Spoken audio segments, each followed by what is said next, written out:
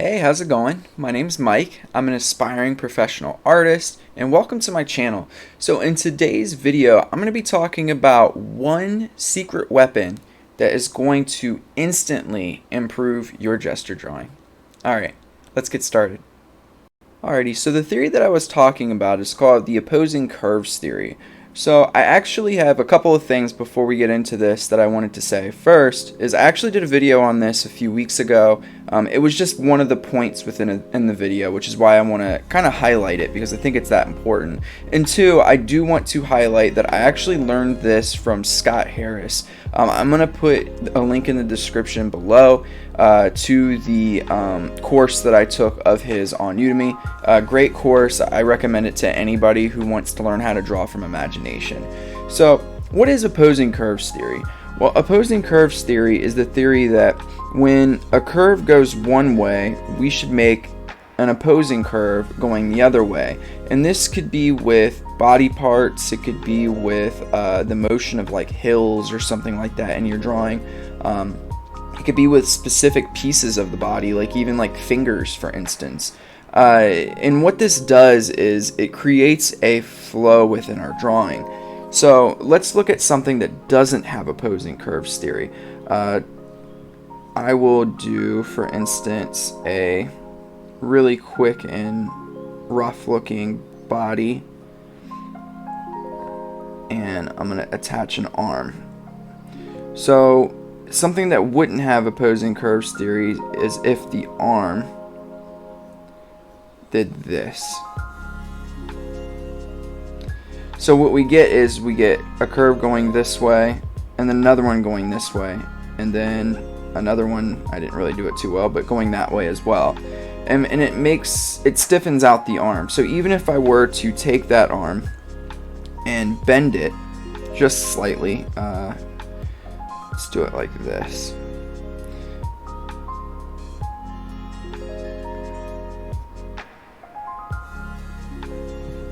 Again, even though this is definitely more dynamic than that one, it still has a little bit of stop and go to it. So instead, let's take this same arm and do this.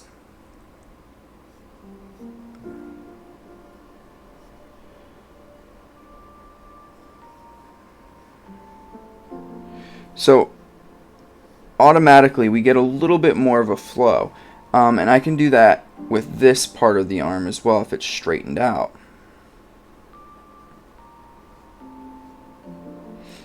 So this isn't a great example. Let me exaggerate that a bit more. So we get this, right? And then on the back end it's like that. That's going to make your stuff look way more dynamic. So what I'm going to do is since I have kind of shown you the theory, I'm going to actually do a few gestures. I know that if you're a person that's been on my page for the past few months, you've definitely seen these videos before, but I want to show you how to use it in action. So I'll probably take off the face cam, do a voiceover, and kind of show you live how to do gestures that are volumetric that would have the opposing curves theory kind of embedded within them. Alrighty, I'll see you in a bit.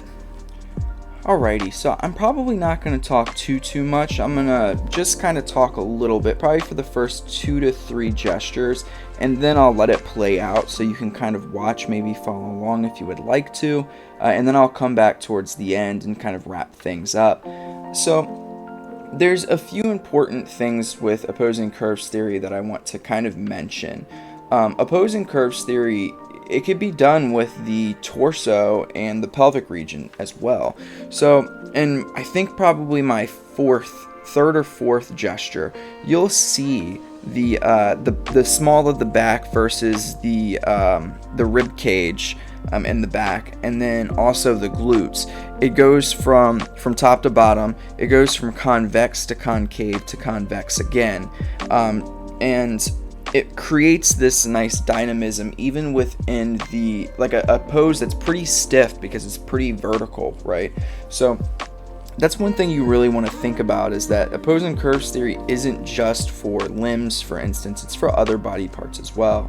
So you can kind of see it in action with this arm. I'm quickly sketching in everything. The upper arm has that that concave kind of contour to it, where the lower arm has the convex. And I even do a concave with the hand. And again, with the other arm, kind of the same thing. You go, convex, concave, and then I just kind of sketched in a quick hand because I was running out of time. One thing that I do also want to mention is during your gestures, you want to try to get the proportions, decently good in quicker gestures, but really you're just worrying about getting in that flow and that motion and energy of the pose. You want that pose to pop. If you worry too much, for instance, I'm doing these poses at a minute and 30 seconds.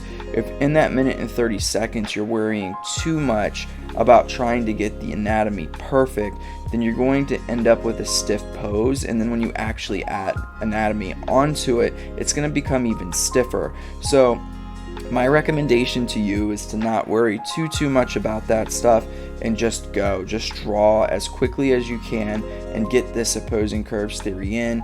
Make it really lifelike as far as the energy and the dynamism, and be free. Don't sit and go over the same line a billion times unless you're just doing undo like I just did.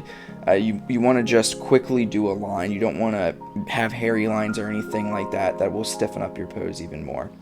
Alrighty, so I'm going to let the rest of this play out. I think there's another like 5 minutes or so, and maybe 3 or 4 more poses. Once that's done, I'll rejoin at the end and wrap things up.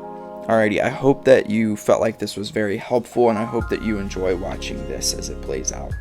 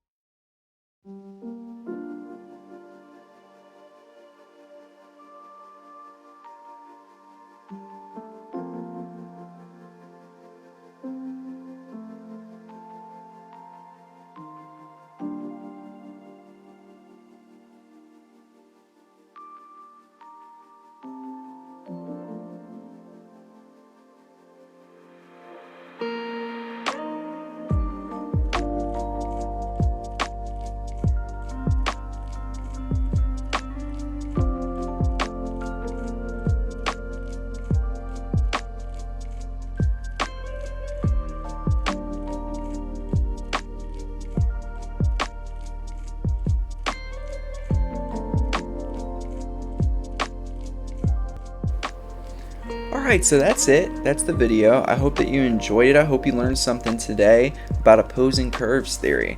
And yeah, man, if you see down in the description, I have an Instagram and everything like that. If you want to go ahead and kind of DM me some of the work that you're doing, or even just kind of tag me in it, I would love to see it.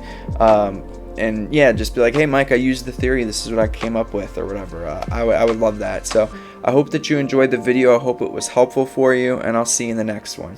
Alright, bye bye.